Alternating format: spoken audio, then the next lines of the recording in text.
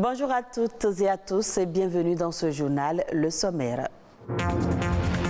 Ce 15 mars, c'est la journée internationale du droit des consommateurs. Les droits du consommateur sont-ils respectés au Bénin? On en parle.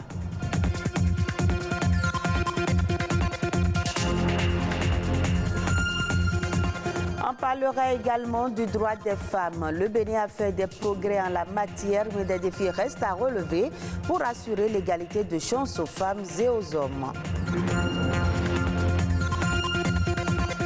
Et puis à pas de géant, le numérique conduit à une explosion du nombre de documents et de sources d'informations. Comment sécuriser tous ces documents? L'archivage numérique apparaît comme une solution.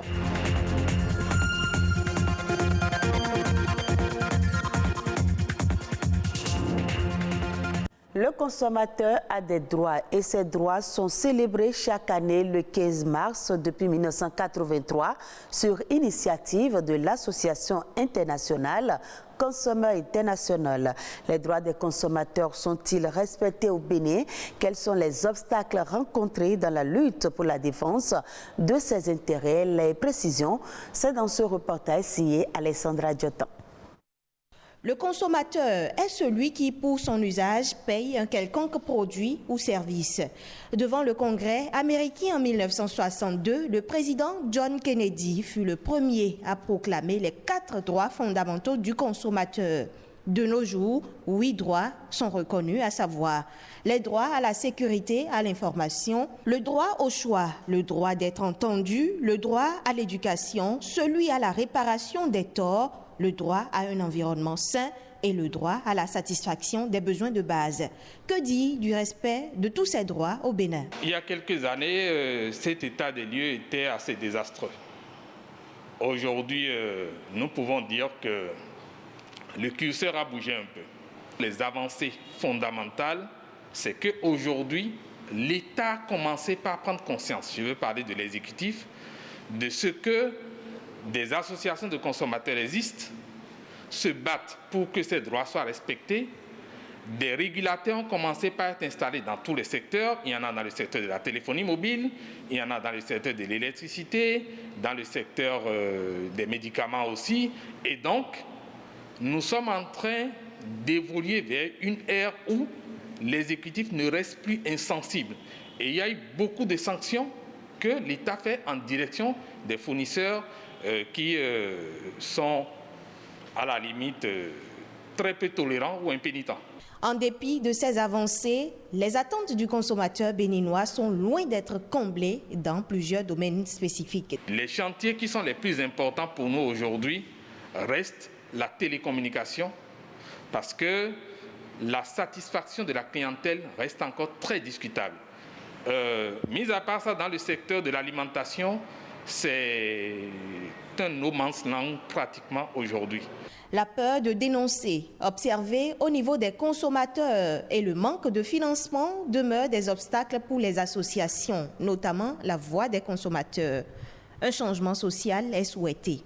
Ce que nous faisons, nous le faisons soit à travers un plaidoyer, soit à travers des dénonciations. Et donc, si les gens prennent du temps pour nous écouter, pour analyser combien notre mission est difficile et qu'ils peuvent commencer par nous soutenir financièrement. Si chaque Béninois simplement pouvait nous donner 50 francs en une année, je vous assure, si 1 million de Béninois le font, ça fait 50 millions. Ça fait de quoi fonctionner, au moins faire fonctionner la communication. Nous attendons du gouvernement que le gouvernement prenne enfin plus de mesures pour que les associations de consommateurs crédibles, actives sur le terrain, puissent avoir des ressources pour être indépendantes et autonomes. Le cadre légal de protection du consommateur existe au Bénin. Le texte de loi qui le consacre a été promulgué en 2007. Nous parlons toujours droit, mais cette fois-ci du droit des femmes. Comme dans de nombreux pays africains, l'histoire des femmes au Bénin est marquée par le poids des traditions, des conditions sociales qui ne les empêchent pas de lutter pour le respect de leurs droits. Le Bénin a d'ailleurs connu de grandes avancées en matière de droits des femmes. Florence Koumenoubo activiste des droits des femmes, revient ici sur les avancées et les défis à relever pour assurer l'égalité de chance aux femmes et aux hommes. La condition féminine, elle n'est pas trop reluisante. C'est vrai que les femmes, elles sont de plus en plus émancipées. Aujourd'hui, de plus en plus, les filles vont à l'école autant que les garçons. On a beaucoup plus de femmes à des postes de responsabilité aujourd'hui, plus que par le passé. Le harcèlement, voilà un phénomène qui fait que des femmes en arrivent à laisser leur boulot. Le viol, les abus sexuels, autant d'éléments, autant de goulots d'étranglement qui font que la lutte pour qu'il y ait l'égalité des droits entre les deux sexes n'est toujours pas une réalité dans notre pays. Les gens pensent toujours que la femme est faite pour rester à la maison. Une femme qui travaille ne respecte plus son mari, qu'elle tient tête à son mari. Une femme qui a ses propres sources de revenus, elle devient impolie. Ce qui reste à faire, c'est dans le quotidien. Donner plus de chance à la femme, permettre aux femmes de pouvoir concourir au même titre que les hommes. Cesser de discriminer les femmes, qu'il soit mis en place un centre de sensibilisation, d'éducation par rapport aux questions du sexe et autres. Un centre de protection des femmes. Lorsque les femmes sont en difficulté, par exemple dans le foyer, dans le milieu professionnel, lorsqu'une femme subit le harcèlement, faut qu'elle ait un endroit où aller. Quand elle décide de dénoncer son bourreau, il faut qu'elle puisse avoir d'abord, sur le plan juridique, qui ait les instruments pour la protéger et qu'il n'y ait pas de représailles après et qu'elle soit accompagnée. Parce que ce n'est pas évident qu'elle retourne là où cela s'est passé, là où elle est harcelée, qu'elle soit accompagnée du moment qu'elle a les compétences pour continuer son travail.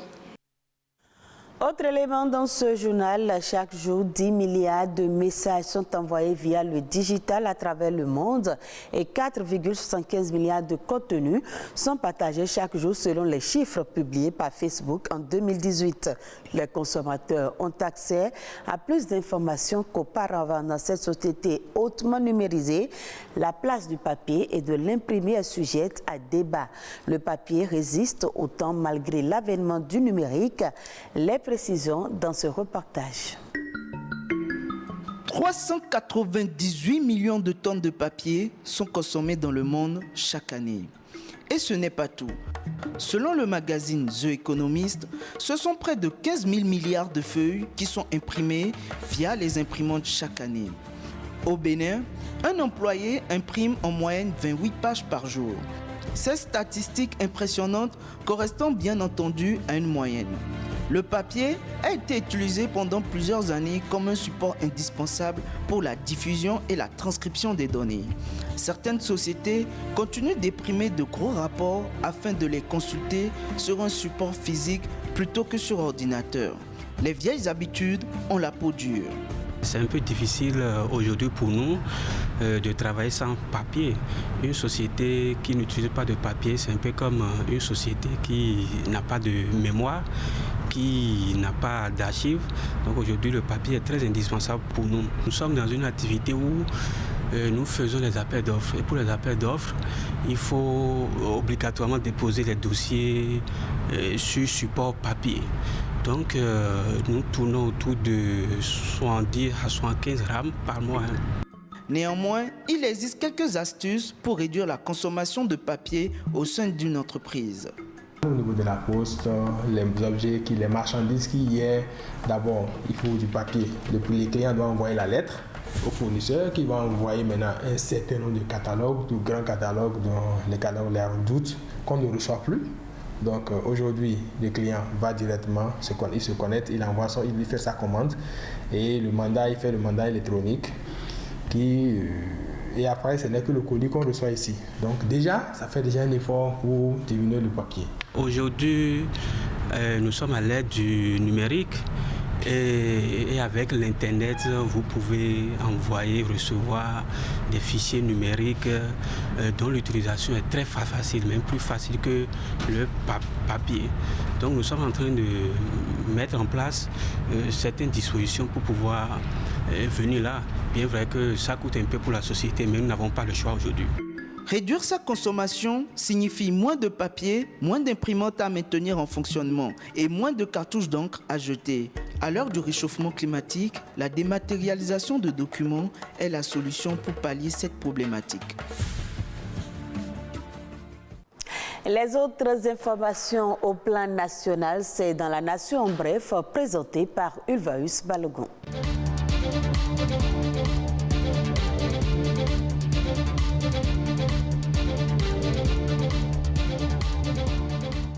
Interdiction de la tontine à Dogbe au Bénin. C'est par arrêté interministériel que cette décision a été prise vendredi 4 mars dernier.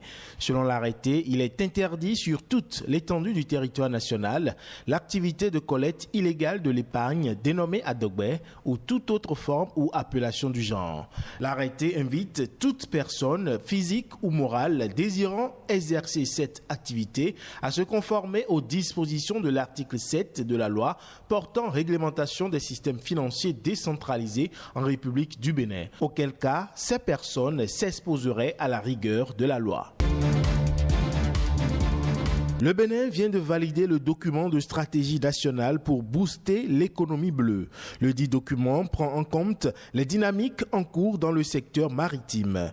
Il se décline en 5 principales thématiques, 11 orientations stratégiques et un ensemble de programmes visant des objectifs précis. Parmi les thématiques figurent le développement des transports maritimes, la sûreté et sécurité des ports et des espaces aquatiques. Il y est aussi question du tourisme, des changements climatiques et de la résilience environnementale. La ministre du Numérique et de la Digitalisation, Aurélie Adame-Soulé-Zoumarou, a procédé à l'inauguration de la salle de classe numérique de l'Institut universitaire de technologie de l'Université de Parakou. D'une capacité de 50 places, elle est munie de 61 ordinateurs portatifs, un projecteur, un dispositif de production d'énergie solaire et un Wi-Fi de 16 gigas pour une année.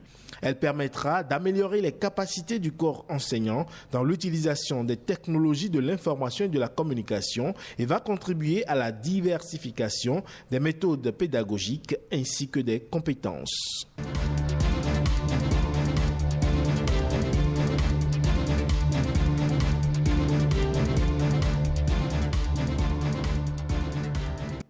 Et ce sera tout pour ce journal. À revoir sur le www.ortb.bj.